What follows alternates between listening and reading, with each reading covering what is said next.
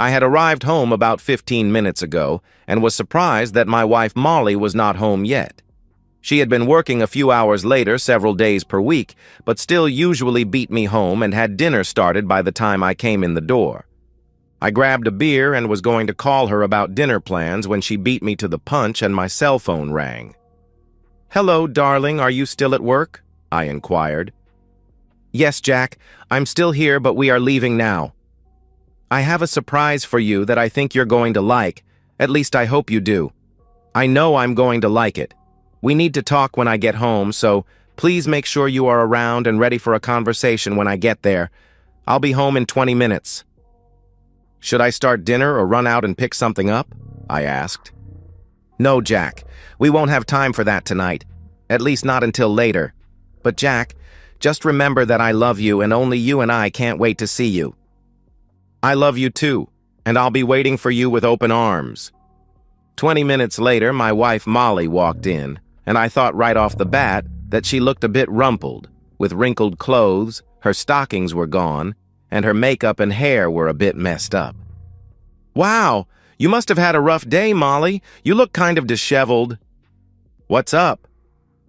Molly quickly moved to me and put her arms around me and looked up into my eyes as she whispered, "Jack, you know that I love you so much, and I know that you love me and would do anything for me. Do you agree?" "Sure, Molly. I might not kill for you, but I would do just about anything else. So, what's bringing this conversation up? I can't wait to hear what predicament you've gotten into this time." "It's nothing like that, Jack. Just let me talk, and when I am done, you can ask me questions. You know how you pretty much let me decide almost all of our decisions, and you are so nice to me and loving that you let me do almost anything that I want." "Well, I was telling my boss Ralph about our relationship over the last few weeks, and he had a few ideas that seemed to make sense to me. He had me read a few stories about submissive men who like to be dominated by their women and how this really helps make their relationship work. I have to admit, Jack, the stories were very good and really got my fantasies going over the last few weeks. Molly, yes, I am nice to you and let you have your way about any of the decisions that aren't life-altering or major. But if you remember, I decided on the house we would buy, the cars we would buy, how we invest our money, and the major financial decisions. But I admit, I love letting you make the decisions on the things that are important to you that make you happy, like vacations, what movies to see, what restaurant to go to, even what clothes I should wear. But I don't think that makes me submissive, just in love with you and wanting you to be happy. My dad told me the secret to a happy and stress-free marriage is to not sweat the small stuff. Then he reminded me that almost everything is small stuff and life should be lived as positively and happily as possible. Okay, Jack, but I still think my boss was right when I compare you to him. He is domineering, powerful, and takes what he wants. People cower to his strong personality, and they do what he decides, not the other way around. He explained to me that he is an alpha male, dominant, and at the top of the pecking order, while people like you, although they are loving and nice, are more beta males and like to be dominated and submissive. They may not know it yet, but it's there waiting to come out. Well, I think that is some third-degree pop psychology nonsense, and I totally disagree. But where are you headed with this? When I said that, I saw some guilt, and the confidence that had been there faded a bit. Jack, my boss has told me that he is going to be intimate with me in a way I've never experienced before. He is well endowed and often brags about his skills. Over the past few weeks, after hours in his office, he had me feel it occasionally, and I have to admit it was quite prominent and responsive as I explored it. I know it wasn't right, and I probably crossed the line that a young married wife should avoid, but it really excited me, and I've been having fantasies about him the last few weeks, as he had been seducing me at the office. He explained to me that you are probably going to really enjoy me being intimate with him, that you, being submissive, might even want to watch. And if not that, you and I will have the most incredible intimacy of our lives when you reclaim me after I have a session with him. I looked at her, waiting for the punchline to come out, but suddenly realized she was serious and that she was telling me she really had been feeling him up and who knows what else. What the heck, Molly, you have to be kidding. How would you ever think I would put up with that? Jack, I know you love me, and I know you want me to be happy.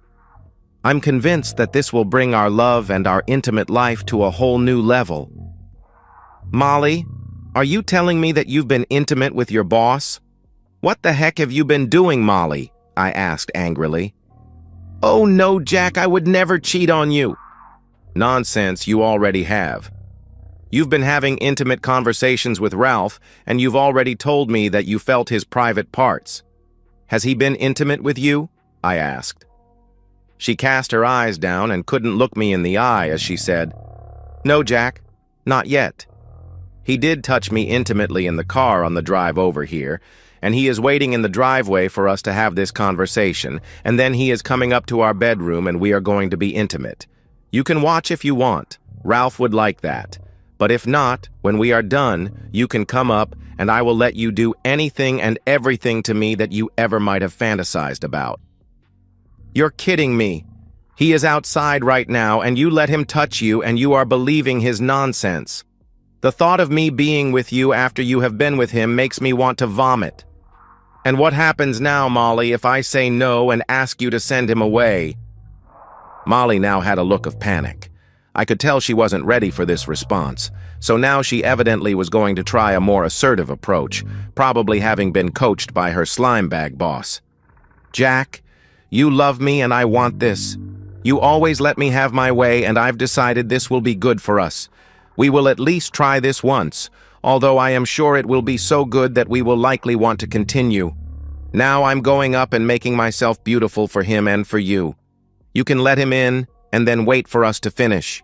I know you will want this for me, because you love me, and I know this will be so good for us. Well, Molly, I can see where your head is at and where our marriage and vows are apparently at. So you go ahead and get ready, and I'll just go out and talk briefly to your friend, I shouted. Jack, he isn't my friend. This is just raw, powerful, domineering time. I will always only love you and be yours forever, and you'll be mine. With that, Molly came to hug and kiss me, but I pushed her away and saw the surprise and hurt in her eyes. Well, don't let me hold you up, Molly. I can see that you are doing this no matter what I say. If not now, then soon.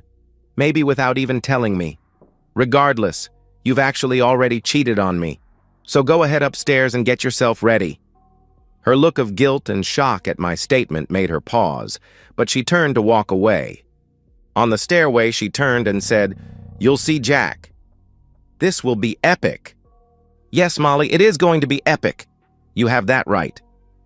After she climbed the stairs, I went into her purse and took out her car keys, her house keys, and her phone.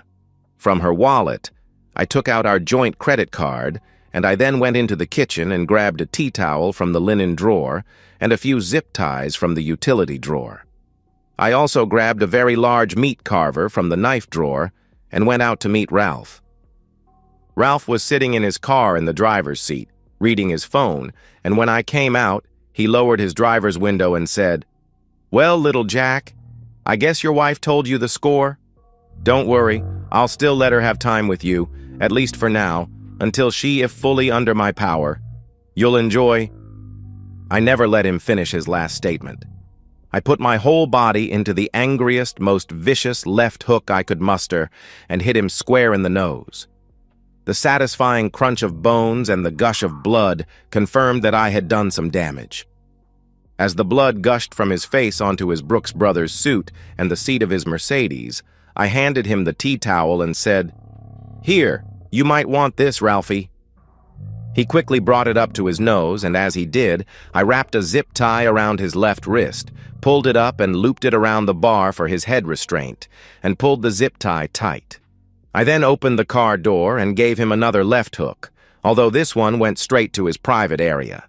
He bent forward in his seat, getting into as much of a curled-up ball as he could with his left wrist zip-tied to the headrest, but he managed to lean forward with his right hand, grabbing the steering wheel as he cried out in pain.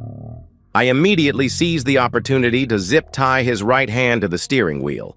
I leaned over by his face and said, "So is the big, strong, dominant alpha male having an issue asserting himself? What a pathetic scumbag. You analyzed me and this entire situation as poorly as possible, and you are going to learn the error of your ways. Unfortunately for you, Molly is expecting something epic. So what do you say? Let's give it to her." I walked over to the front yard and picked up the water hose that was lying in the grass. It had the steel water spray nozzle attached, perfect for what I had in mind.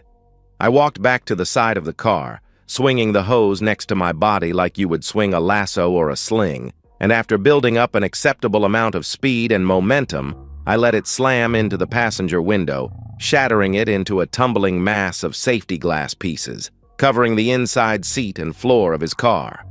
I then walked to the front of the car and swung again at the windshield, and although I wasn't able to break it after a couple of strikes, I did fill it up with cracks and dings, as if the car had been pummeled by hail chunks for the size of golf balls. I decided as long as I was up front, I would smash out the headlights too, and that gave me a great deal of satisfaction. I walked back to the driver's window and, laughing, I said, "I guess you might need a bit of work on your car." Then I grabbed the knife out of my back pocket and quickly leaned into the car and put the knife on his neck against his jugular vein. In my most intimidating voice, I hissed, "How many times did you be intimate with my wife as you tried to convince her that I would allow this to happen?" I could see the fear in his eyes as he stuttered. "Just twice over the last few weeks. It didn't mean anything. It was just physical for both her and me. Just let me walk away and you'll never see me again." I looked at him like he was some pathetic form of scum and said, "I am not going to kill you, at least not right now. But if I hear anything from the police or if I get any other issues coming my way about our little talk today, then I'll be back to find you. If you go to the police, I'll likely go to jail. Maybe I'll get bail, maybe not. Maybe I'll do some time, maybe not. Regardless, at some point in your future, I'll find you. Maybe in a parking lot walking to your car. Maybe in the elevator at work. I'll find you and I'll slit your throat and spit on your face as I watch you die. It's your choice. This can be the last time you ever see me, or you can be watching over your shoulder for the next week, month, year, until the time to end you is right." With that, I leaned over him, stuck the knife into the passenger seat, and said, "Your friend Molly is going to need this to cut you free so you can drive her away. Or maybe she'll be driving you to the ER. Whatever. Just make sure you get her out of my sight." I walked into the house, and when Molly heard the front door close, she yelled down from the bedroom, "Is that you, Ralph? Come up her and be with your friend. Did you get everything worked out with Jack?" My first thought was, what an incredible fool. Who was this woman? I replied, "Molly, Ralph is still out in his car. He wants you to come out and talk to him. I think he might be having second thoughts." A minute later, Molly came down, no doubt wearing lingerie I had bought her underneath the robe she had thrown on. "What happened, Jack? Did you assure him things were okay?" Molly, I assured him what his future entailed depending on his course of action. "You should probably step out and talk to him." She gave me a look of confusion and said, "Jack, please remember I love you and this will make us strong." "Sure, Molly. I already feel stronger." She smiled and walked out the front door, and I immediately locked it behind her. I walked to the garage and pushed the lockout for the garage door opener, and it was when I was walking upstairs that I heard her screams. "What have you done? Jack, you come out here this instant and fix this." I ignored her request, went up to the bedroom, and pulled out one of our carry-on suitcases. I grabbed a good fistful of clothes out of her underwear, bra, and socks drawer. I pulled some t-shirts, jeans, and sweaters out of her closet and put them in the suitcase, and then went into the master bath and threw into the suitcase as many of her cosmetics, combs, brushes, and perfume as I could fit. I went back to the closet and grabbed a pair of her tennis shoes, too.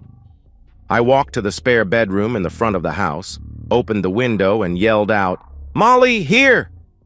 You might need this," tossing the suitcase out onto the driveway. I could only hope some of the perfume bottles had broken. But whatever. Not my problem. I then hurled the tennis shoes, taking aim at her head, but she managed to duck both of my throws. She looked up at me with tears in her eyes and said, "Jack, please, what are you doing?" I was sure this was something you wanted. "I'm sorry. I didn't want to make you mad or hurt you. I can't believe how cruel and vicious you have been to Ralph. For God's sake, he is my boss. Please, Jack, let me in, and we can talk our way through this."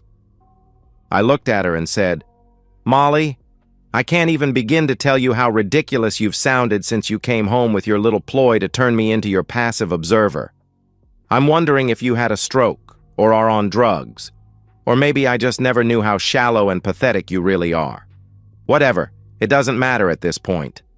I want you to get out of here. You should probably drive your friend to the hospital, but on the way, make sure to ask him about what happens if one word of today's actions comes back on me from the police or anyone else. I'll get the rest of your stuff packed into bags and you can tell me where to drop it off, but don't you dare come back to this house ever again." With that, I slammed down the window, went back downstairs, opened the front door, and threw her purse at her head, this time at least catching her in the chest. Before I slammed the door, I couldn't resist adding, "Was that epic enough for you, Molly?" I locked the door and walked to the kitchen to open my second beer of the day. I realized I needed to talk to my lawyer right away, just in case the police showed up. I also needed a reference for a good divorce attorney. I went to the front window and saw Ralph yelling and cussing at Molly as she cut the zip ties off. She put her suitcase into the trunk. He got out and moved into the back seat and lied down, and she got in the car, sobbing and looking like she was in shock as she put it into reverse and backed out of the driveway. As the adrenaline in my system settled out and I started to relax, I was totally blown away by what had happened, how my wife had gone off the rails so badly. I was amazed and somewhat scared at what I had done in a fit of anger to her boss. I was way too close to actually slitting his throat, and now understand that she just isn't worth it. I laughed when I thought about the line of nonsense he fed her about being the alpha and me being the beta. Being a nice, easygoing guy and letting your wife have the final word on the benign decisions was done out of love and a quest for a happy wife, a happy life marriage. But she should have never misunderstood kindness for being a submissive beta personality that would let her observe me with a dumb person like Ralph. Wow, I never saw that coming. Molly stayed away from the house for the next several days. I kept getting calls from unknown cell phones and assumed they were Molly's since I had confiscated hers. Finally, she left a voicemail, pleading for me to return a call to her on that number so we could talk this through. I knew that it was only a matter of time until I had to face her, and given that no police had shown up to put me in handcuffs, I thought I had dodged one bullet, and now I should finish this fiasco. I called Molly and told her to be over in 1 hour and we could talk. I hung up, finished packing up everything in the house that I thought was hers, and sat on the front steps waiting for her. Molly pulled up in her car, which she had evidently retrieved from work. I didn't know if she had been staying with Ralph, her parents or friends, or in a motel, and I was a bit surprised at myself for not really caring where she had been. She hopped out of the car and gave me a tentative wave before walking over to sit down on the front steps with me. Her face conveyed a myriad of emotions, including a bit of regret, shame, guilt, and apprehension. Her face looked puffy and blotted, indicating to me that she had been crying a lot and getting very little sleep. She sheepishly looked over at me and said, "Jack, I am so sorry for what I did. I don't know how I let Ralph talk me into approaching you about me being intimate with him and you being submissive and liking it. I have thought back over the last few weeks and don't understand how I fell for his whole line of nonsense. I guess it was his dominance and insistence on how this would be so good for us, and how I would have the best experience of my life, both with him and with you after him. I think about it now, and you must think I went crazy, and I guess I was for a little while there. But Jack, I'm back now, and I love you, and want only you, I beg you to forgive me, and I promise that I'll be the best wife you could ever have and spend my life making it up to you. So, Molly, how was Ralph in the bedroom? Did you have the fantastic experiences that you apparently were dreaming of? Did his massive anatomy— Stop, Jack. I never touched him after that. And he is so afraid of the things you said that he fired me and doesn't want to come near me. Besides, he was in the hospital for 2 nights after what you did to him. He made up a story of a mugging on the way to the hospital, and we both stuck to the story so you would be off the hook. Well, at least he got one thing right. What do you want, Molly? Jack, I want you. I want to come home and be your wife for the rest of our lives. I want you to forgive me. I'll do anything to make it up to you. We can work through this and be better than ever, Jack. I have decided that you are the only one I can ever love, and I need you to forgive me. What do you say, Jack? Can I please come home? Molly, I've done a lot of thinking, and this is where I'm at. You and I were in love for 2 years and married for 3. Now, after only 5 years, you were evidently already bored with our lives, or at least our intimate life, and looking for more. You may think you love me, and maybe you do, but you sure as heck don't respect me. There is no way that you would think of me as some sort of submissive beta male who would willing to let you be with your boss and have me clean up after him if you had any idea of what love or respect really is. Besides, Molly, you did cheat on me. Ralph told me you were with him at least a few times over the preceding weeks as he was talking you into this alpha-beta male nonsense. Your desires overtook your vows and the promises you made to me, and again, that is after only 5 years.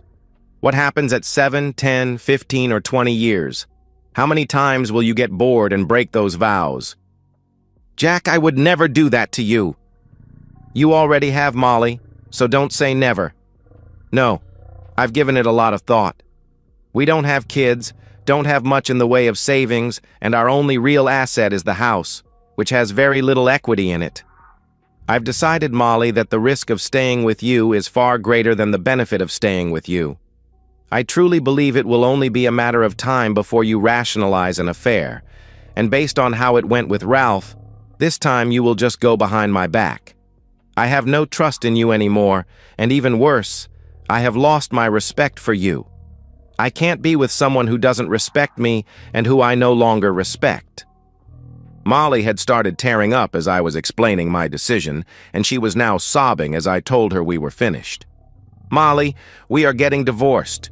You keep your car, I'll keep mine. We can split the savings, sell the house, and both walk away. We're both still young, and I'm hoping to start again with someone who will love me and respect me for who I am. I've already got a lawyer started on the divorce, so we can do this amicably, or you can and probably should get your own lawyer. Now, let's load up your car with your stuff and you can drive off and be with as many big alpha males as you desire. I'll start moving out next week so we can get the house on the market. No, Jack, no. You have to forgive me. I need you. I love you. I do respect you. It was only a mistake that I was conned into. You have to forgive me. Molly, I'm sorry. I've said everything there is to say. Now it's time to move on with our lives. And should our paths cross in the future, let's just have the grace to say hi, but keep walking by, and I hope you find whatever it was that you were looking for. With that, I started to load her possessions into her car, and when we were finished, I just looked at her, said goodbye, walked into the house, and closed the door on our marriage. And so, we've reached the end of today's story. Was it what you expected, or did it take a twist you didn't see coming? I'm curious to hear your thoughts. Share them in the comments below, and let's get a conversation going. If this story kept you hooked, make sure to hit that like button. And if you're new here or just haven't subscribed yet, now's the perfect time to join our community. I bring you fresh, captivating stories every day, so click that subscribe button and turn on notifications so you never miss out. Thanks for watching, and I'll see you in the next one.